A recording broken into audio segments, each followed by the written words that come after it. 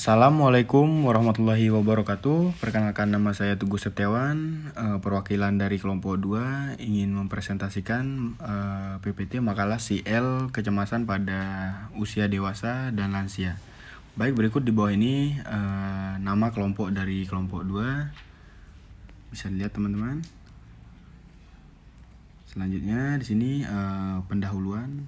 Yang pertama, latar belakang perjalanan hidup manusia di dunia mulai beberapa fase kehidupan. Dimulai dari masa bayi, remaja, dewasa, kemudian menjadi tua. Istilah kecemasan dalam bahasa Inggris yaitu anxiety yang berasal dari bahasa Latin angustus yang memiliki arti kaku, dan ango aci yang berarti mencekik. Kecemasan mirip dengan rasa takut tapi dengan fokus kurang spesifik. Sedangkan kekuatan biasanya respon terhadap beberapa ancaman langsung. Sedangkan kecemasan ditandai oleh kekhawatiran tentang bahaya tidak terduga yang terletak di masa depan. Lanjut ke B, tujuan. Mahasiswa mampu memahami konsep dan aspek kecemasan pada usia dewasa dan lansia. Baik, lanjut yang pembahasannya ke pembahasan. Yang A, pengkajian cemas. Pengkajian cemas pada pasien cemas meliputi yang pertama, riwayat perawatan sebelumnya. Tanyakan pengalaman cemas sebelumnya. Jika klien pernah mengalami cemas, tanyakan lebih lanjut penyebab cemas yang dirasakan saat ini. Tanda gejala yang muncul dan strategi coping yang sudah dilakukan masa lalu dan saat ini, serta efektivitas strategi coping terhadap cemas yang dialami. Dan yang kedua, pemeriksaan fisik.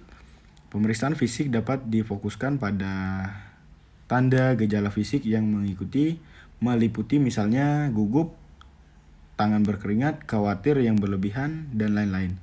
Lalu, perawat amati manifestasi verbal, mentorik, kognitif, atau fisik.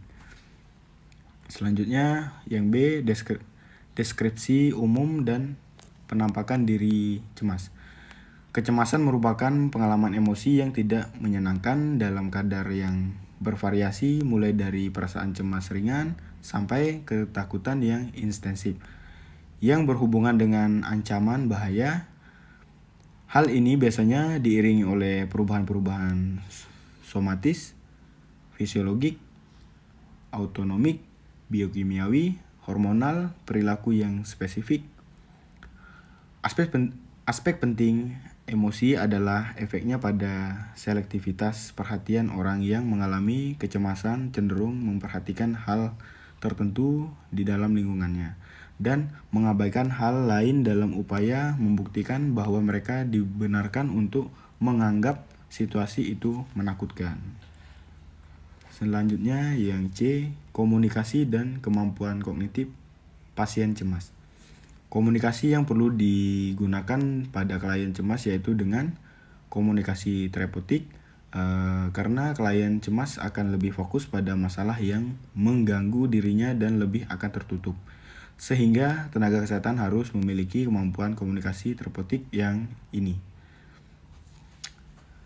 Klien akan merasa perhatian terganggu, konsentrasi menurun, sehingga klien akan lebih fokus pada hal yang membuat mereka cemas, pelupa, hambatan berpikir, kreativitas menurun, produktivitas menurun, bingung, sangat waspada, kehilangan objektivitas, takut kehilangan kendali, takut pada gambaran visual, takut cedera atau kematian, dan juga mimpi buruk. Dan selanjutnya yang D, mood, efek, dan perasaan cemas. Perasaan hati klien akan merasa mudah marah, klien juga akan merasa tegang, khawatir, klien juga akan mengalami pikiran yang kosong, membesar-besarkan ancaman, memandang diri akan merasa sensitif serta tidak berdaya. Efeknya akan mempengaruhi motivasi pasien seperti menghindari situasi tertentu dan juga ingin memberikan diri. Kemudian juga akan mempengaruhi perilaku klien.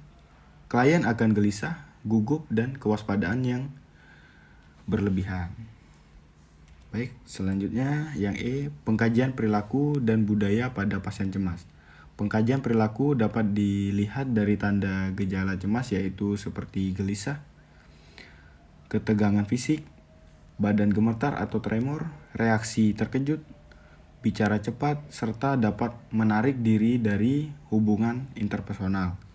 Sedangkan pengkajian budaya pada pasien cemas yaitu munculnya masalah cemas pada seorang karena beberapa faktor, salah satunya yaitu faktor predisposisi yang menyatakan beberapa penyebab kecemasan, salah satunya teori psikianalitik. Dalam teori tersebut mengatakan ansietas atau kecemasan merupakan konflik emosional antara dua elemen kepribadian yaitu ide, ego, dan superego. Selanjutnya sini ada yang F, ada askep cemas.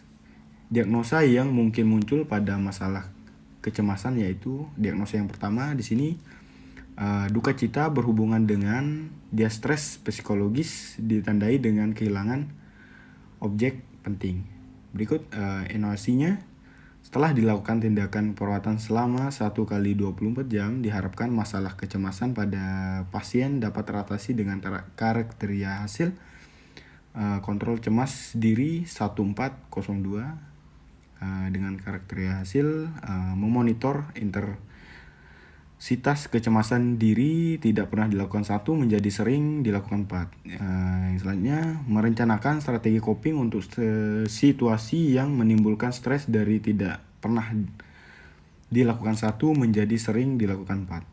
Selanjutnya mempertahankan penampilan peran dari tidak pernah dilakukan 1 menjadi sering dilakukan 4. Selanjutnya yang terakhir mempertahankan hubungan sosial dari tidak pernah dilakukan 1 menjadi sering dilakukan 1. Selanjutnya sini NIC-nya peningkatan coping 5230. Yang pertama, bantu pasien dalam mengidentifikasi tujuan jangka pendek dan jangka panjang dengan tepat. Selanjutnya, bantu pasien untuk memecah tujuan yang kompleks menjadi lebih kecil dengan langkah yang dapat dikelola.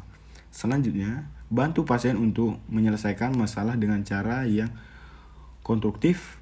Selanjutnya, berikan penilaian mengenai dampak dari situasi kehidupan pasien terhadap peran dan hubungan atau yang ada. Selanjutnya, dukung pasien untuk mengidentifikasi deskripsi yang realistik terhadap adanya perubahan dalam peran. Selanjutnya, dukung sikap pasien terkait dengan harapan yang realistis sebagai upaya untuk mengatasi perasaan ketidakberdayaan. Selanjutnya di sini diagnosa yang kedua, ansietas berhubungan dengan stresor. Berikut NOC-nya.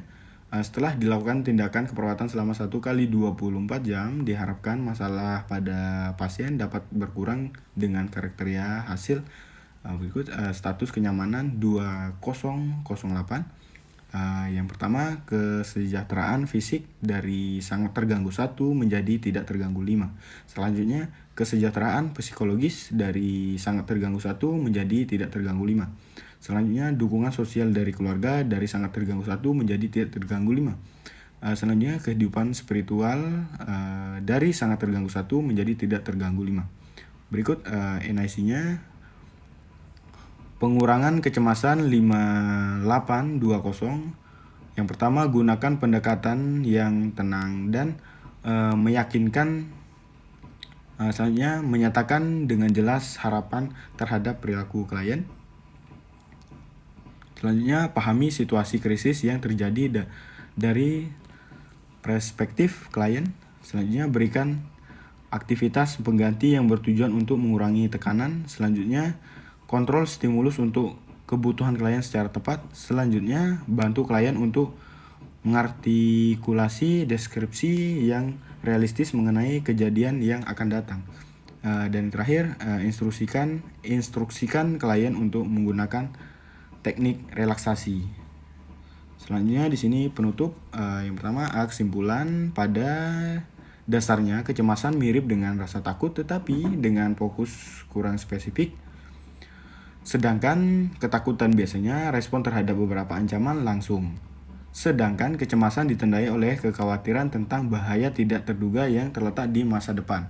Berikut yang B, saran. Setelah dibuatnya makalah ini, diharapkan pembaca dapat mengetahui aspek kecemasan pada dewasa dan lansia, serta diharapkan pembaca memahami bagaimana komunikasi yang tepat untuk pasien kecemasan.